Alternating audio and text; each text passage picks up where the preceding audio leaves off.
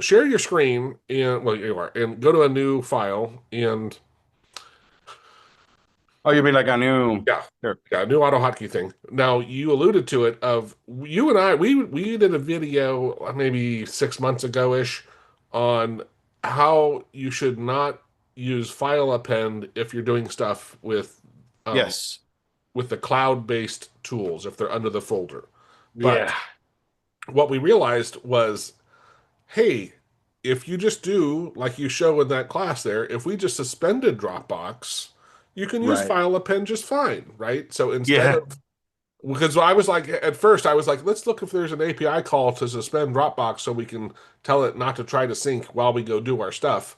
And then we're like, wait a minute, we just suspend the script, the Dropbox Yeah. executable, Right. and it negates the whole issue. So we don't have to worry about the file being locked by Dropbox. Because was that a client project too, Isaias, where the it was we found out Dropbox? That's right, because that's why Russell couldn't compile with the InnoSetup, or what were you Yes, doing? Yeah, that's correct. yeah. We had an issue with his compilation process, and in the end, when I started compiling, then I realized, oh, Dropbox is open, and when Well, Dropbox locks the thing, and then they cannot change the well, icon, yeah, something but like hold on.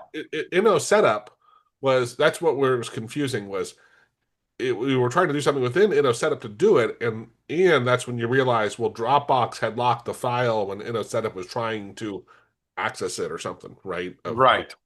just FYI, if you're using InnoSetup, it's a good aha to be aware of. Right. So setup the surprising thing for me was so what they do is that they first create the setup file and then they modify the setup file to add icon.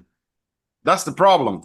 So they Wow. create it and then modify it to set up the file. And I'm like, why don't you create the setup with the icon already? Right. Maybe they can't, I don't know. So, but seems like that's the problem. And the problem when what happens with Dropbox is that as soon as the file is created, Dropbox goes ahead and bloop, locks it in, locked by Dropbox, because Dropbox wants to sync it. And as the file is now locked by Dropbox, when InnoSetup tries to modify the file to add the icon, then it cannot do anything because it's locked. And then it throws a random error like, oh, file not valid for modifying or something like that. I don't remember. The Our experience with Dropbox, we have done this so many times that as soon as I saw this error saying like we could not modify the file, I said like, is Dropbox running? And as soon as I saw Dropbox running, I realized, okay, let me go ahead and pause it and let's see if I get the error anymore. Then we don't get the error. So that's what Joe is saying here. We already have a function, and it's a very simple function. In here, you can see you open the process and then you either suspend it with this DLL call or unsuspend it with this one. It's just that simple, right? You get the handle to the process, you either suspend it or unsuspend it, and then you close your handle. That's it. The idea is so simple that I can have it for me to, before performing any sort of action, I just suspend Dropbox, do whatever I want to do, and then unsuspend Dropbox. It's really easy for me to do that with this piece of code, right? So is a great little example of we are working with one thing, but then we get ideas for working in another thing totally different, right? So we never run out of ideas in that case, that sense. That's a really interesting idea. I work with a genealogy program that does not run at all well if OneDrive is running Mm. Yeah, because it's a database it's a yeah. multi-file database, and it can get out of sync just so easily. Oh yeah, yeah.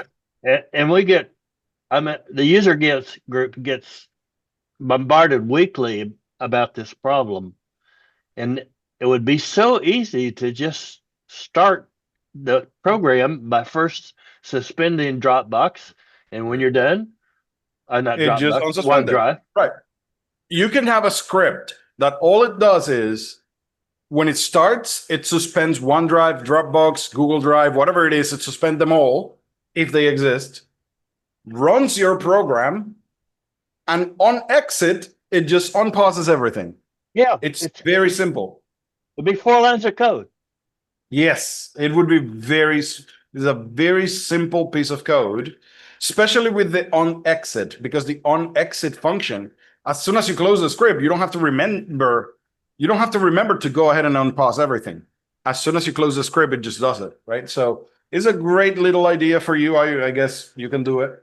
And it keeps your files in sync in Dropbox, because having Dropbox, you have no idea the lifesaver it is, because many times we delete something by mistake and we can just go on Dropbox and say, oh, give me that version from a week ago or whatever, right?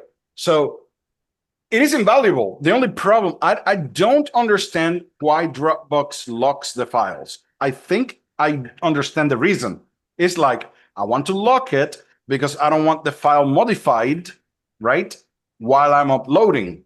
That's what it says, I guess, is the idea.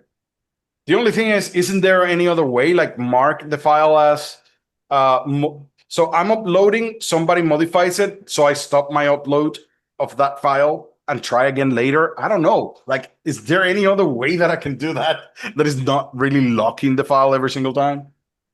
I don't know. But yeah,